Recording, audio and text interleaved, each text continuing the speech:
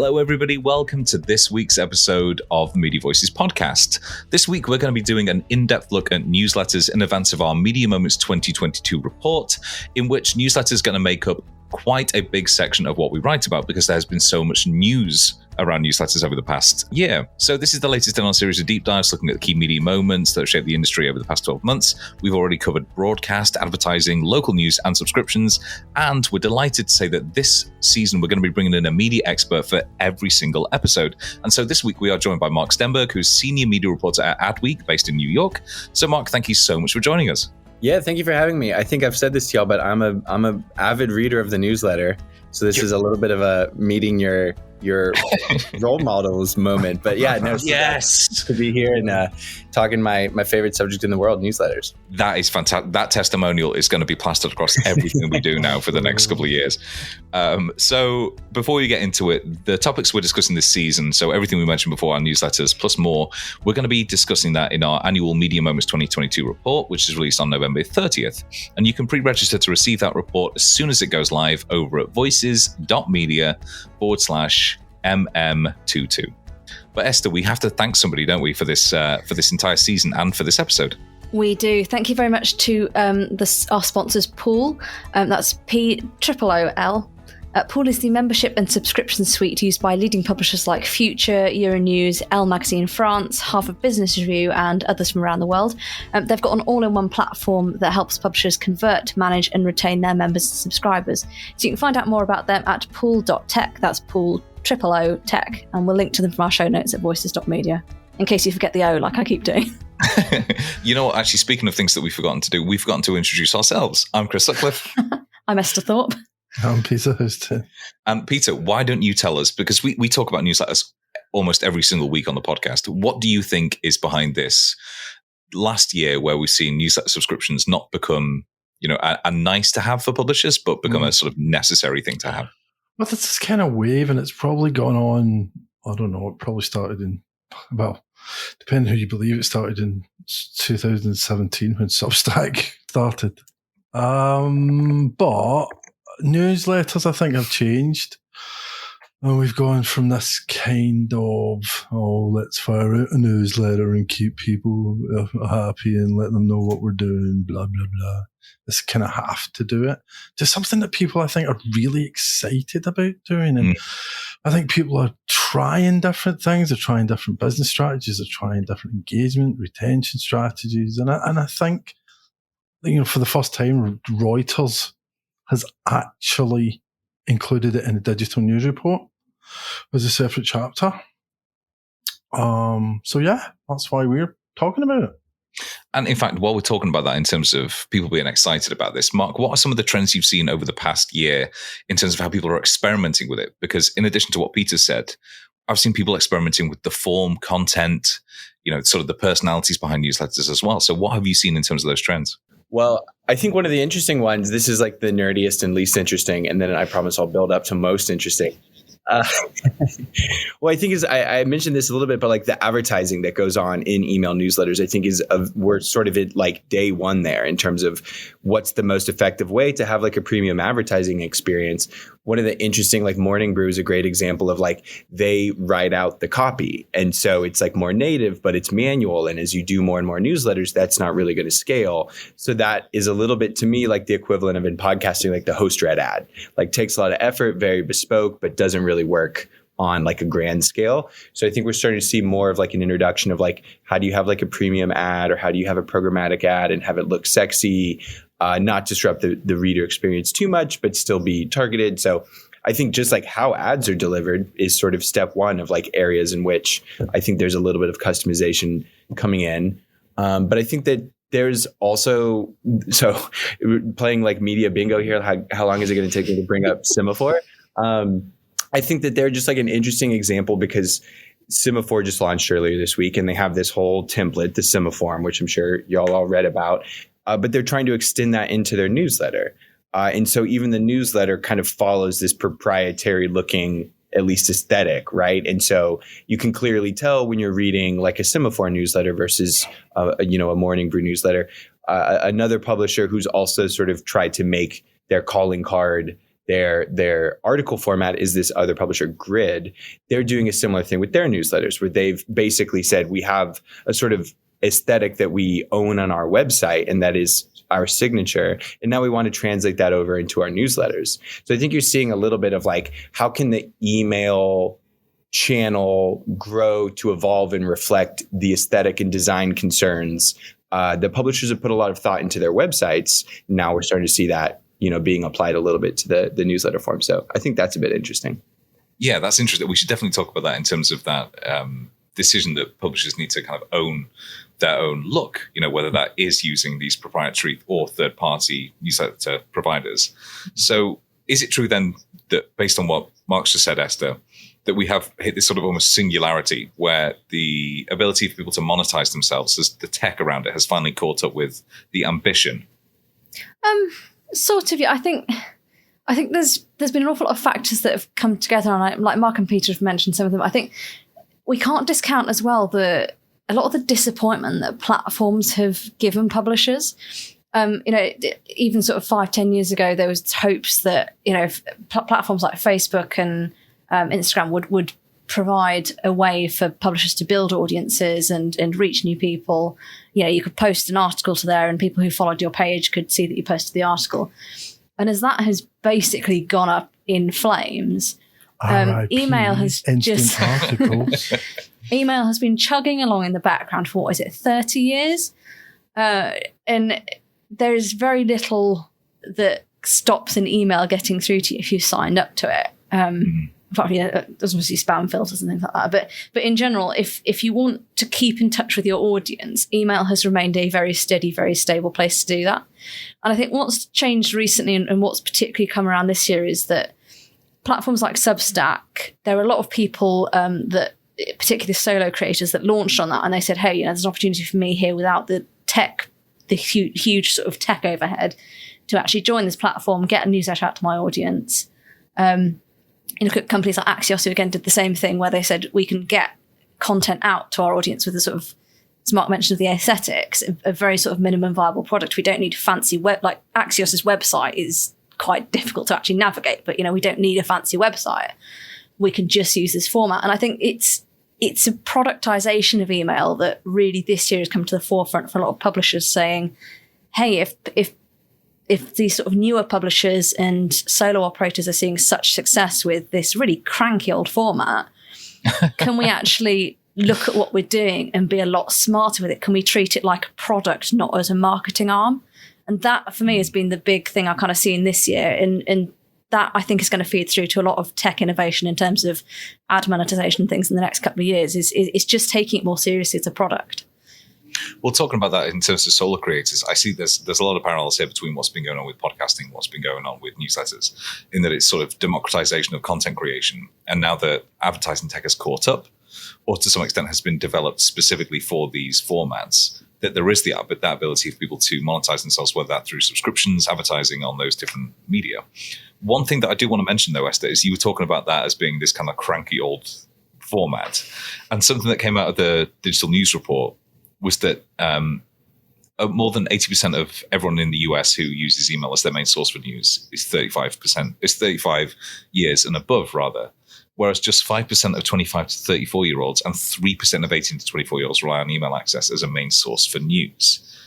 That, to me, speaks to a format that really hasn't necessarily found a way to market itself yet to a new generation. What do you think, Peter?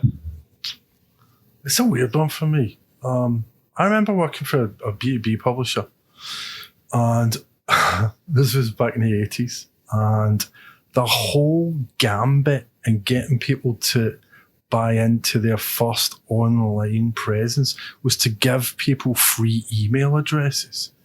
They gave them a dial-up CD and they gave them an email address. Can't even remember who it was with. Some probably don't exist anymore. This was in Hong Kong. That is a completely different world.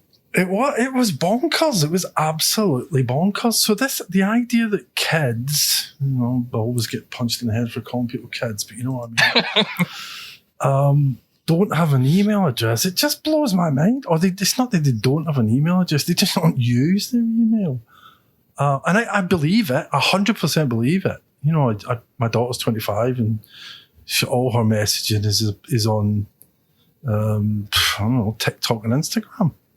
I knew you were going to say TikTok first. The only time she I could feel it in my bones. Well, the only time she ever uses email is for like official documents and getting a dentist appointment or something. So yeah, I believe it, and I think it's a problem for publishers looking at a long term, but I don't know what to do about it. Well, let's ask Mark that then. Is that necessarily a problem for publishers who are looking further down the pipe than necessarily who they're monetizing right now? Because obviously email is fundamental, but is it gonna be? That's a great question. I think that there's like the larger issue here. This is like a personal bugaboo that's been bubbling up within me for like several months now, and I think I'm going to unleash it on this show. Which is that I think there's a lot of statistics where you look and you say young people prefer to get their news on social media. How do we get them reading on email? How do we get them opening apps? I don't have data to support this. This is purely like a hypothesis, but I don't think that young people go to social media looking for news. I think they go to social media and there's news on it and they consume it there. And then when they respond in a survey, where do you get your news? They say social media, right? But I don't think that I think that the movement of people toward reading their news on apps or reading their news in a newsletter, which is a far more intentional way of getting your news, that I think happens as you get a little bit older and you get to an age where you start thinking, I really do want to be a news consumer. This is important for my job or for my personal finances or whatever. And then I think you read less on social media. I mean, social media is just not a great place to consume news with any consistency or you don't know what you're going to get. Yeah. So I don't think it's so much like we need to get the younger generation off of social media and onto news or onto newsletters, so much as it is as people grow more serious about consuming the news. And it's a small portion of the population, I would imagine, they'll start gravitating toward the channels where they can do so with consistency.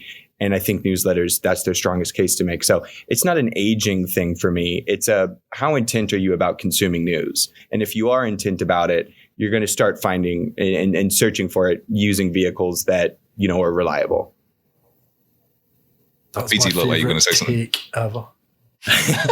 I love that. I love the fact that that idea of as you grow, not necessarily as you grow up, but as you grow, you find the newsletters that work for you, like Mark says, for whether it's news or whether it's personal finance, whether it's sport or music or whatever it is. You find the things that work for you. I don't know how many newsletters I get. Dozens.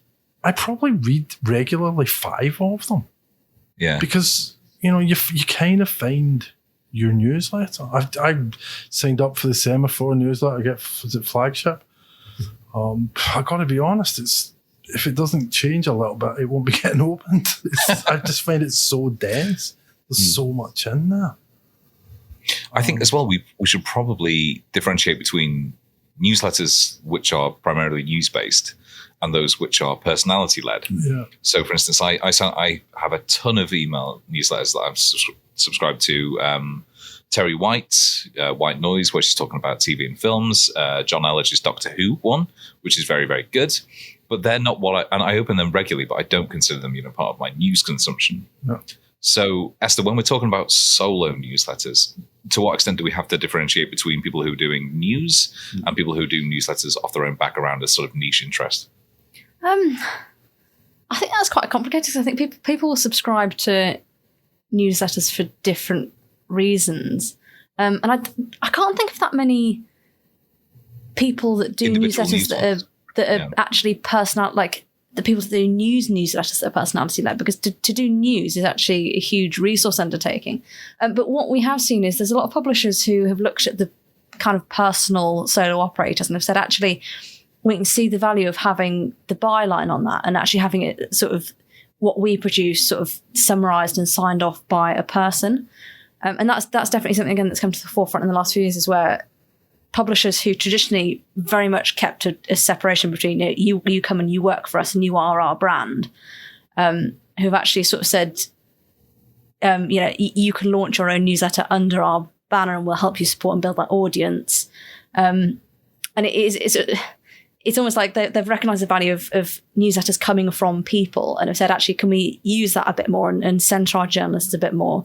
And I mean, there's all sorts of complexities around that with, you've got the risk that people leave and take that audience with them. But it's been good to see a little bit more trust placed in some of the talent that publishers have working for them. What I thought was really, I think, Esther, you flagged a stat in the notes about the difference between the US and the UK in terms of people signing up to individuals' newsletters. Could you just maybe explain that a little bit more? Yeah, I thought this one was fascinating. I'm really grateful that this was from the Reuters Digital News Report, who again had looked at this year for the first time. And I think we hear so many examples we think of are US-based solo operators. You've got the big names like Casey Newton, you've got the Galaxy Brain, Charlie Warzel, and you've got these people that almost all the big names you can think of are US-based. And there's always been that thing that, is that because that's just how we report? But actually, the subscription rate to those individuals is about 5 times more in the US than it is the UK. So in the US, about 18% of people do subscribe to an individual creator, which is that's a pretty decent number. And in the UK, that's 4%. So I don't know whether, is the US a bit ahead of where, we're going to see more of that pick up across the UK, Europe, some of the other markets, or is that just because the US is gravitates much more to those individual personalities? Yeah, Mark, what do you think about that? Is it a difference in sort of personality-led news, or what's the behind that, do you think? Yeah, that's a great question, because I mean, fill me in here. I mean, I don't think that people in the UK have some sort of disinclination toward personality-based news. My general assumption in these matters is that the US, I think, has less sentimentality about how things have been done historically. And so whenever there's some new trend or some new disruption or some new tech, I think not only our news consumers, but our news producers, I think, are more likely to jump on that more quickly. Whereas I'll do some reporting on a French newspaper, or UK newspaper, Spanish newspaper, things. Digital subscriptions are a great example. Digital subscription rates in the US are, I think, sort of a similar rate, significantly higher, I think, than they are, at least in France. I was doing some research on that. So I think there's just an inclination to move toward new things more quickly. And I think that, to me, explains a little bit of the solo newsletter operator rise. 18% though is a lot, because I'm still if you're talking about a solo newsletter writer, that's essentially just Substack or Review or one of those platforms. And to think that 1 in 5 Americans is consuming news from one of those platforms, to me, that boggles the mind a little bit. Yeah. I know that there are probably people like me and other people in the media industry who are consuming a bunch of newsletters. But that 1 in 5 Americans is consuming a solo operator newsletter. That's pretty. Does Joe Rogan do a newsletter? Because that might just about bring the numbers up. Yeah, maybe it depends on how it's delivered. It's like a Joe Rogan newsletter, and it just sends you his podcast, and maybe that's how they're juicing the numbers. But yeah, I don't know that he can write. I think what Mark's saying is right. I think the States move faster than the UK. I also think that the UK in particular is more focused on brands for news. I think our trusted brands we're a lot more tribal in our news. The people that read the Telegraph probably aren't going to read anyone that hasn't written for the Telegraph. But within the Telegraph is a good example. You've got the likes of Chopper. His newsletter comes from him. It's an individual. He has a personality. So they are playing to that. I think that's what Esther was saying, right, about under the aegis of a brand. Yeah, absolutely. I think there's a mirroring of what goes on in podcasting as well here, particularly with the newspapers. Is they take a columnist and they give them a podcast and a newsletter, and that's the package that you end up with.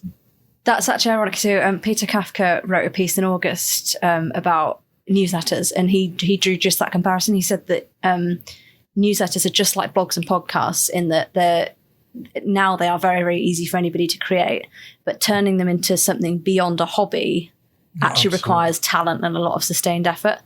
So he says that the big change that's come over the last few years is that you had this huge hype in 2020 when everybody was going to leave their jobs and launch a newsletter and make a living, and I think literally just Casey Newton and a few others will succeed.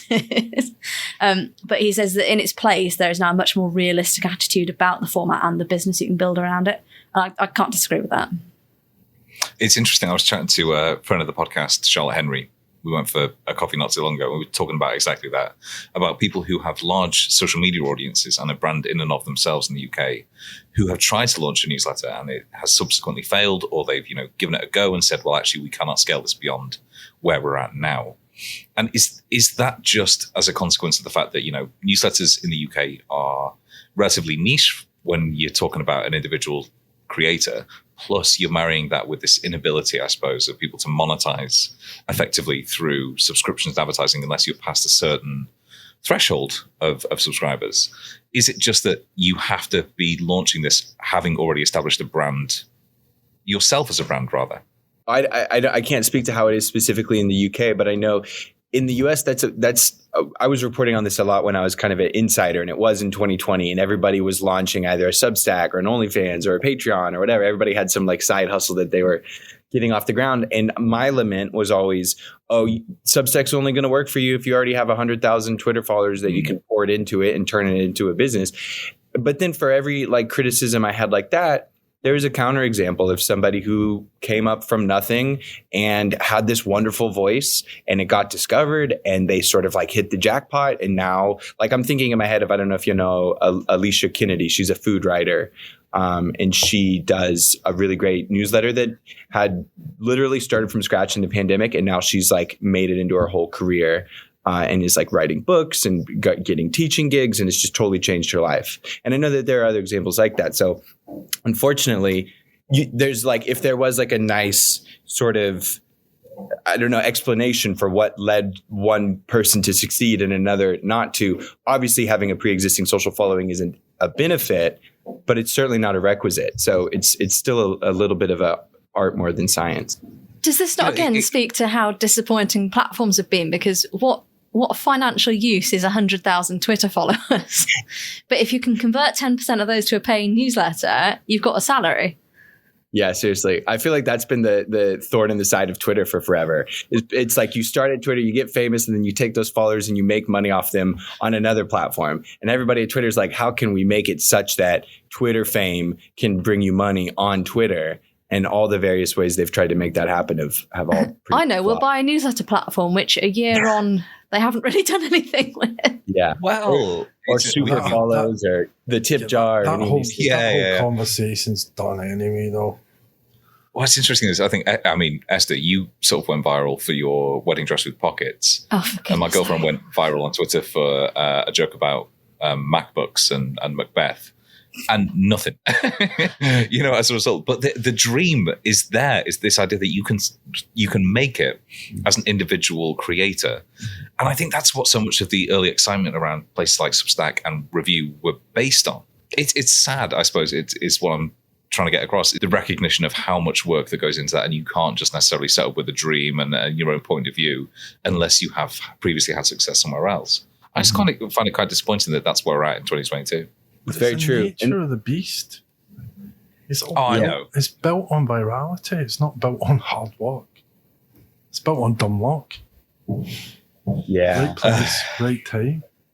Well, and this was another component. Like when I was first writing about Substack, I said that one of the weaknesses that it has is that unlike a blog, there just didn't really seem to be much SEO capability. So every time you publish something, I guess there's a chance that somebody could Google it in your but when was the last time you Googled something and a Substack post was like the first thing that surfaced? Like, so even though you go through all the work of writing something, I don't think that it has the longevity that even a blog post has. So you put a lot of work into it and then it kind of disappears into the ether. And as a result, your method of distribution is exclusively your subscribers. And so if you don't have subscribers ported over from some other platform, you don't have that, because you talk to publishers, Google is generally 60% to 80% of their traffic. And with newsletters, you just get essentially, none of that.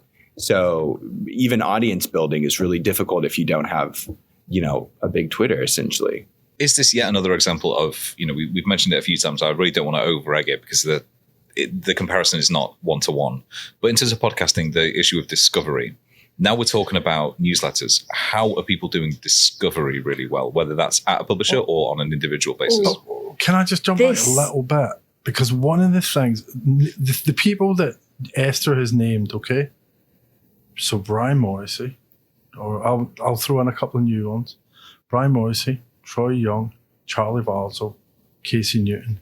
What have they all got in common? Men. No. Yes, but no. Go on. They all came from a huge brand. And they're publishing to the market that brand was publishing to. So it's kind of a brand extension in a weird sort of way. Yeah. And that's why I say that for other people, I'm not doing them down. I'm not saying that they're not clever and they don't put a lot of work in. But there's a lot of people that are clever and put a lot of work in that get nowhere. So the ones that really, really take off, it's virality. It's fucking dumb luck. Oh, okay. Well, that's not a solution. That's just a problem. And I have some magic beans to bring dumb luck to newsletter writers. And yet, despite all these problems that we're flagging, that kind of nascent opportunity to generate revenue through advertising, the issues with discovery, the relatively low chance that you can make it as a solo creator. Esther, it is true that we've seen publishers almost putting all their eggs in the newsletter basket over the past year, isn't it? We've seen so many people investing so much in using newsletters as a lure for subscribers and sort of as a product in their own right. I don't know if many publishers are putting everything into newsletters, but I'd say it's like I said at the beginning, there's definitely more investment in taking them more seriously. They're not just a sort of side thing anymore. Like The Atlantic, just at the end of last year, actually hired 9 new newsletter writers as part of their subscriber strategy, and that's really, really smart what they're doing with that. The Guardian, again, I think at the start of the year they made hires to refresh their newsletter offering. I think if you're a newsletter editor, that is now sort of the sexy job title on the market. I mean, personally, I think podcast producer, whatever that's. Industry Dive, Mark. I know you've written quite a bit about this recently.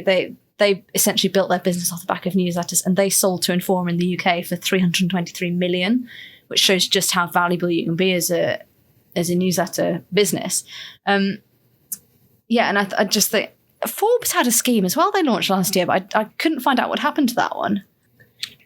Are you talking about where it was like a revenue share, and if you were you drove? They gave like healthcare benefits and stuff, and a sort of support in return for distribution. I think I need to look into that. Because I think maybe I wrote about that, or I remember when that happened. I might have written about it at Insider, but I remember that distinctly because it was sort of this model of, Forbes, kind of anybody can write for it if they meet some certain criteria. So if they also bring in this big audience of theirs and they convert some of those people into subscribers, then I think they got a portion of the revenue generated from that conversion. Yeah, I did try to research what happened to it, but nobody's. Well, there you are. That's your piece for AdWeek next week. Yeah, seriously. It was clearly a huge success because we've had so much to do. To its credit, Forbes is like very experimental, but I think that they're also not ashamed to like try something, have it fail, and then like quietly kill it. Which I imagine is what happened with that newsletter program. But I actually should try and get them to say that definitively, because we're coming across like Facebook closing bulletin, review just dying on the vine, all these Substackers returning to the flock and getting back into these big organizations. I think this is what Peter Kafka was getting at to some degree of like, have we reached the next chapter where it's just like things need to be sustainable. Yeah. I will just say there's a point Chris raised earlier that I do really want to touch on, because I think the way Substack have done it could actually be really transformative over the next few years. They very quietly started putting in newsletter recommendation slots that you could put into your newsletters to recommend people that did similar newsletters. And one of the things that's really proved true over the last couple of years is that people love signing up to newsletters if they already get newsletters and read newsletters. And some of our most loyal newsletter readers have come from other newsletters. So it's a sort of ends up being a bit of a self-fulfilling circle. But Substack have realized that if they promote newsletters to people who like newsletters, it's a really, really good growth strategy. A couple of people were talking on Twitter and saying that it's actually been next to their Twitter followers, one of the biggest growth curves they've seen is this recommendation tool.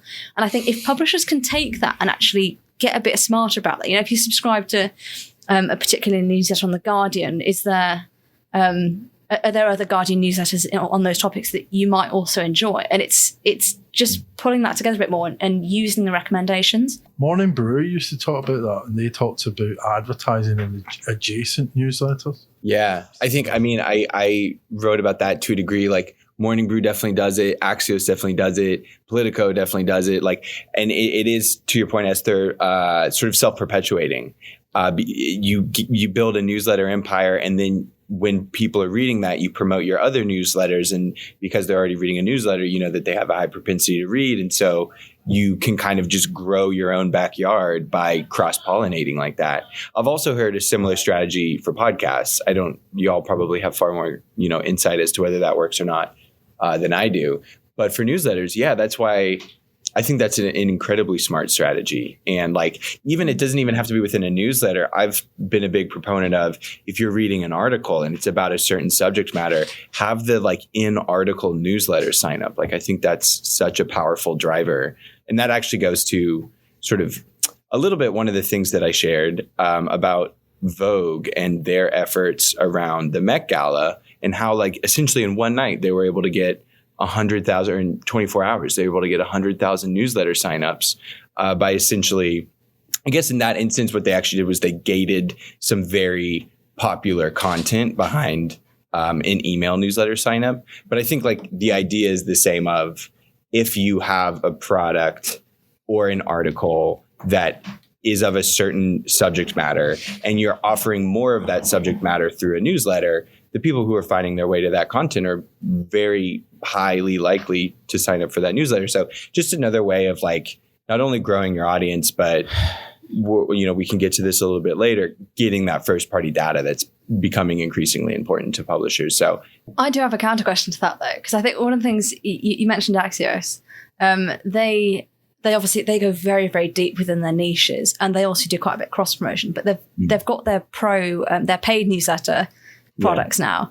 And are they expecting people to pay for sort of 2 or 3 verticals? Or what's that sort of count? I suppose that balance between you're going really, really deep, but the deeper you go, the less people you're going to have pay, but the more valuable it is. But you also perhaps don't then get those cross-promotion opportunities. Well, why would you not get the cross-promotional opportunities? Because there's fewer people, or because the newsletters that they're cross-promoting are I suppose the deeper you go into a topic, the less people are going to want to subscribe to. So I love their media stuff, but I'm not going to be interested in their healthcare vertical. Mm-hmm. It would make sense, though, if you were reading a Sarah Fisher newsletter, that they would then promote, which they do, the I'm blanking media on deals. Yeah, the $5.99 one. But if you were in the $590, the Axios Pro one, they wouldn't be then promoting maybe their more upper funnel. They wouldn't send you back to Sarah Fisher, right? So I feel like the promotion sort of moves people down the funnel, at least if you're talking about a paid product like Pro. Whereas if you're superficial and you're on that top level, like the Sarah Fishers, you can be promoting crosswise, I think probably with some success. But to your point, it does become a little bit difficult with sort of subject matter specific newsletters. Yeah, y'all need to offer another email that's $599 and see how many Media Voices listeners you can convert. Absolutely. Gosh. I do have another question in relation to that though, because Mark, I know again you write about quite a few of the leading publishers in the US. Where are people at in terms of monetization of newsletters? Because that also seems to be something that it's twigged that people can actually have newsletters as a paid product. It's twigged? Well, I sort of sorry, is that a UK phrase? That is a Britishism. Oh, okay, yes. Sorry. Certainly 5 years ago. Oh, hang on, Esther, sorry, can I just say, Mark, if I said, the pennies dropped, would you know what that meant? My nearest guess would be that it's the shit hit the fan. This is fascinating. That's a good guess. It's a very good guess. Wrong, yes. The light bulb has come on. I'll re-answer the question. There you go. one of the things I think is become particularly apparent in the last few years is that there's been a bit of a light bulb moment that you can monetize newsletters and you can have newsletters as a subscription product. I suppose, how have you seen that change this year? So as in our publishers offering sort of subscription only newsletters versus just their, I think that's something where we're still like very much the publishers who are doing that, I think are at sort of the forefront of newsletter strategy. And to me, that is the Times of the Atlantic, who we've talked about rolling out these subscriber only newsletters. I think the jury's still out. Like, I imagine they're still collecting data and trying to see how worthwhile that is. Anecdotally, I don't know of any instances in which somebody has subscribed to the Times specifically to get a newsletter that they wanted to read. I mean, I'm sure that it's happened, but I have to feel like that's like not a compelling enough value proposition. The whole thing, like, I feel like we don't talk about with the Substack solo newsletters. One of the biggest sort of benefits there is that they're so cheap. It's like $5, $4 sometimes so I'm happy to pay for multiple of those versus the New York Times. One subscription is going to be what, $20, $25, $30. It's just getting more and more expensive. So are you going to get someone to subscribe in order to read a newsletter? I don't know. And I think that's what publishers are really starting to grapple with. Personally, I wouldn't be surprised if they pull back on that. And just make it like, our newsletters are free to read. And if you click through them and you want to actually get to the content and there's a paywall there, that's a different story. But I'm not so sure about like, does a subscription newsletter model make sense within a publisher? I'm a little bit more skeptical about that. I really wanted to see what would happen. So Mel said that they were going to launch 3 paid newsletters this year before they got shut down. And I was really hoping to keep an eye on that because their content was all free to read, and I was really excited for the prospect of what they were going to do. But alas, I think so much of it is about the messaging as well. Like, if you're talking about, in terms of, we were talking about on the subscriptions episode not too long ago, we were talking about what now is paid for versus what is free, and what do you offer free at point of access versus what is now paid for analysis. Outside of the Substack model, the idea of charging for a newsletter within a larger news organization, it seems, I was talking about this with somebody, it was the people at The Atlantic. I was like doing like a panel with them the other day, and we were talking about like all the new ways that they're trying to monetize their intellectual property. That was like the theme of the discussion. And the CEO was saying, one of the things that we have to like be concerned about now more days than ever is like confusing our customer and like what is included in a subscription. I think with the Times and like they're moving toward the bundle in a big way, there is like an element of like, you need to keep this pretty simple because you're probably only going to get somebody on that like pay to subscribe page for 1 second. And if it's confusing to them about like, you get this newsletter, you don't get this newsletter, you get this website, you don't get this news product, like whatever the case is, I generally, obviously, I feel like most of us would trend toward the simpler solution is the best. And having there be almost too many moving parts, I feel like could be counterproductive. Mark, we were talking about our media moments from the past year earlier, and one of the things that you brought up was this change around Apple's privacy protection. I wondered if you could maybe take us through why that was one of your choices for key media moment for newsletters. Yeah, I think it's really fascinating for a number of reasons. I think one is that it's a good reminder that even email newsletter is not a platform agnostic channel. Like I was having a conversation last night, like there's no escaping algorithms. There's no escaping third-party tech companies controlling how our editorial reaches our consumers. We liked newsletters because it was this direct connection, but then Apple makes a change and you realize, no, we're still at the mercy of these tech providers in some other form or fashion. So I think that was like a sort of sobering reminder of the powerlessness of the media industry. Oh God, it's so dystopian. You said like there's no escaping algorithms, and I was like, that is Blade Runner. That is I Have No Mouth and I Must Scream. Yeah. That is all these dystopian fictions all rolled into one. And actually, we saw that as well with Substack, didn't we? Because they've just gone on. Well, they launched a couple of months ago their Substack app, which had a button turned on by default that said, if you read a newsletter in this app, we'll stop the email getting sent to you. And like that kind of interception of somebody who's agreed to receive an email, that it's then like, oh no, you can read it in our lovely little sort of platform reader. That's really concerning to me. Yeah. Well, and I also thought it was just really interesting from a metrics and measurement perspective, because one of the things that I talk about at AdWeek a lot is, like I just alluded to earlier, the deprecation of third-party cookies leading to the rise in the importance of first-party data.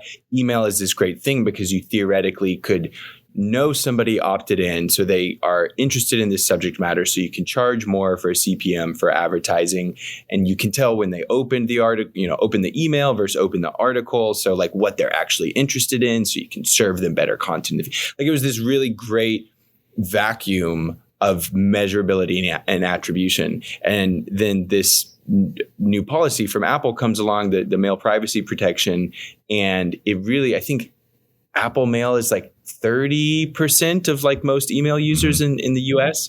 And so all of a sudden 30% of like all these newsletter publishers, now we're no longer able to tell whether somebody was reading their material or not. Marketing Brew is one of these newsletters that designs the email to be read almost entirely within the email. Like, you don't have to click a link in order to get the whole story. We're exactly the same. Yeah. And so I was like, I don't click the links, but I read the stuff. And they're like, we don't know that. Yeah, that doesn't. Okay, well, not to be rude, but we don't care. Like, we need to know that you're there. Yeah, it was just such a mismatch between like design and outcome. Ideally, you want sort of like a HTML bell that you have to ring when you enter the newsletter, so that everyone knows you are there and you are sort of engaged with it. Yeah. I just saw a thing today about the FT did exactly that and got 78,000 people to respond to a survey, basically because they didn't know what their email open rates were.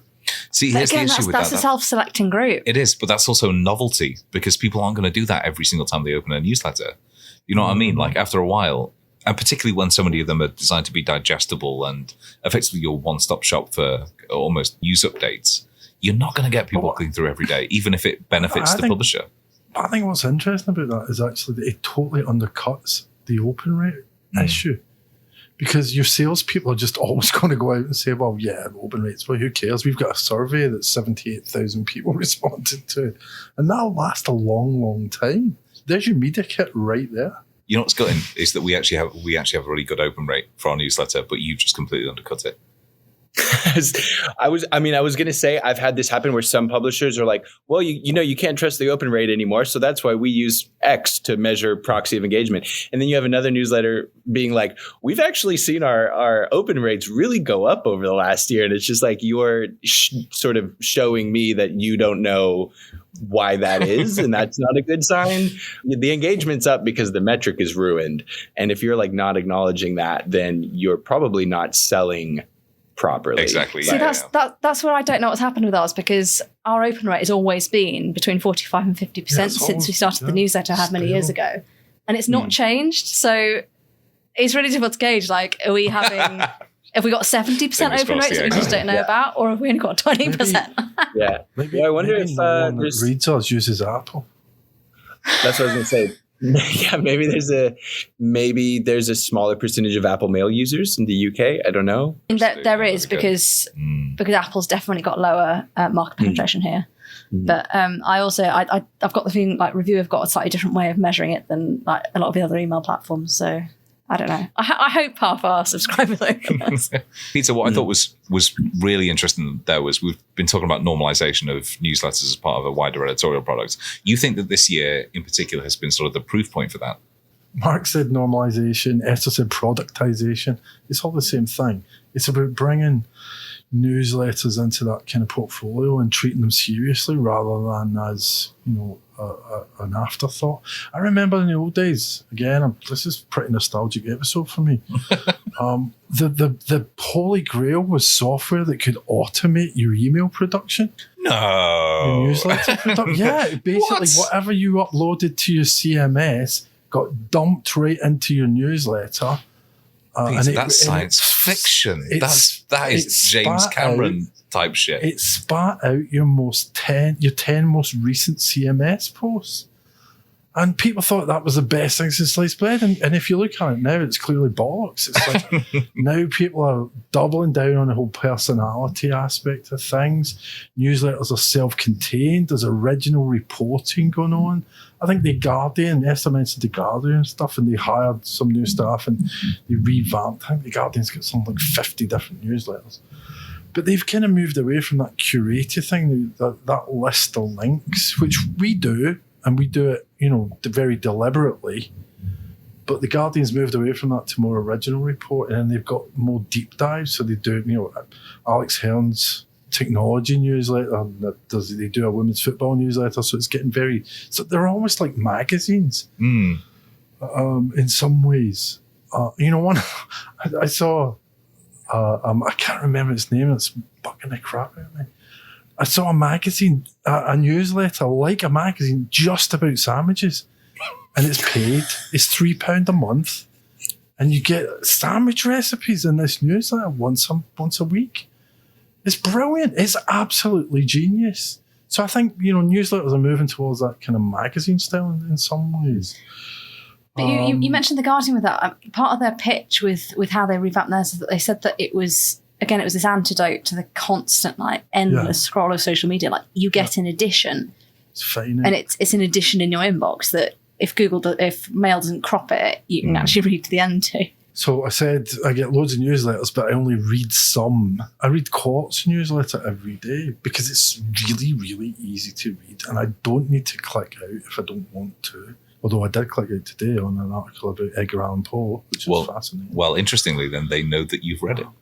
I hope that we have not been too down on newsletters because they obviously do serve a vital function and they are personality-led, which I feel like we all think is incredibly valuable when it actually comes to both brand building and generating revenue and also actually informing the public if it's coming from somebody you trust. But I want to end this on a bit of an optimistic note. So Esther, why don't you tell us what you think has been one of the greatest media moments of the year, one of the best performing newsletters and one of the best performing growth strategies? This is a very small publisher, but it was my absolute favourite growth strategy in terms of if you want to actually change the world. So we spoke to Roku News, who are a social first news startup. They do these sort of 4 little cards a day on Instagram, and their whole pitch is that they're a bit of an antidote to the kind of constant negative news cycle. They present sort of very fact-based bullet point news, non-partisan. I really, really like them. I'm a big fan of them. And they posted to their Instagram feed earlier this year that they had $1,000 to market their newsletter that week. They've got a newsletter, the Roku Current, that, again, it takes a similar sort of style. And they said that if they hit 1,000 new newsletter subscribers, they would give away $1,000 to people grocery shopping in poor neighbourhoods in the area. They hit that goal within 3 hours because their Instagram followers were like, yeah, all right, that's great. Days later, they'd hit their second goal of $10,000 for 10,000 new subscribers. And the next goal is 100,000 new subscribers in returns for the same in dollars. They are currently VC funded, which is how they can afford to do that. But, I was going to say, where the hell did they get $100,000? They've got quite. But I was loving this story right up until you mentioned VC. I was loving it. If you've not heard of them, or if you're not sort of sure about what they do, this is a really good way to introduce the brand to you. And it's how I followed them on Instagram because I had to interview the guy, and I found them so good I've stuck around. So their challenge now is making sure that they're good enough to keep those people. They've got a video on their Instagram feed of giving out this money in some of the poor neighborhoods, and it's just lovely. It's really, really nice. So don't say anything negative. That's how I'm finishing. That's how we're rounding it off. Yeah, absolutely. Well, honestly, I think that newsletters are so evergreen. We're going to be talking about them for years. And hopefully, to what Mark was saying, there's going to be so many developments in terms of the tech that underpins it and in terms of how publishers think about strategy and ideally how individuals can kind of prove the viability of them as a moneymaker in their own right. But Mark, thank you so much for coming on and taking the time to have a chat with us. Are there any newsletters you do that you would like to point some of the listeners to, or where else can the listeners find you? I have a personal newsletter that I've let languish for like 6 months now. So I would be, I could not in good conscience promote it. But I will bring it back one day. I think I was telling Esther this. It will come back eventually, I promise. But until then, I would just say you can follow me on Twitter at Mark Stenberg 3 or follow my work at AdWeek. And thank you to our sponsors, Membership and Subscription Suite Pool, for sponsoring this season of Media Voices podcast and the upcoming Media Moments 2022 report, in which we're going to be doing an in-depth dive into not just newsletters, but subscriptions, basically everything that we're going to be talking about this entire season. If you'd like to learn more about topics like optimizing subscription conversion rates, stealable retention strategies, and tips like how to limit the impact of a paywall on SEO, then Pool have a ton of helpful resources at blog.pool. That's POOL.tech. And don't forget, you can actually pre-register to download the Media Moments 2022 report by going to voices.media/MM22. And Esther, we would be remiss if we didn't promote our own newsletter. I was going to say we should totally do our own newsletter sign up. So we do a daily newsletter, which Mark has done such a glowing testimonial of. We pick the top 4 media stories each day you need to know. And if you want to give that a try, you can go to our website, voices.media. You can have a look through if you don't want to put your email address in quite yet. Just pop your email in. And we could have talked about that. We could have talked about that at length, about how you can sort of like try before you buy almost with some newsletters now. Okay, Mark, we'll have to get you back in about, I don't know, a week's time to go over this. So hopefully you're up for that. But yeah. I truly I really do feel like we're just scratching the surface. Like, to your point and kind of what Peter was saying about like newsletters trending toward magazines and like publishers looking at them and saying, this is our version of the newspaper. I think this was one of y'all had said something like that. I was speaking with a software engineer like 6 months ago, and he said something like, email as a form is old and cringy and creaky and so feature lacking. But as an idea of where can I go and have this all be finite and daily and readable, etc. So I think that we're just early days in terms of like what newsletters are going to be. I think there's a future in which newsletters are not necessarily on email, or there are not email going forward. So I think that really the sky's the limit for this channel, and it's really exciting to kind of watch it evolve. That's so interesting. I feel like that was all we needed. Yeah. Should we just put that out? That was way more positive than your story, Esther. Well, here's the thing. So all mediums they come to be defined by their flaws. So if you think about like records, you've got record scratches, and VHS, you've got like artifacting and the kind of scan lines. And when we think about newsletters, so far they are, to Mark's point, defined by the fact that they are delivered by email, which is kind of featureless. So it'd be really interesting to see if in the near future it's sort of taken beyond that. Newsletter used to be in print. They used to be A4 photocopied sheets. And they also used to be faxes. People used to get fax newsletters. You don't even know what fax is. No, Peter, I know fax, but seriously, hard too. Fax newsletters, A4 newsletters was huge. That is... Chris, do you just want to say until next week, and then I'm going to hit stop? Bonus episode. Yeah, we'll do this as a second bonus episode. Mark, this is the messiest sign-off ever. Mark, thank you so much. And to listeners, thank you for sticking through that sign-off. We will see you very, very shortly for another episode of Media Voices. But for now, thank you so much, and goodbye. Ta-da!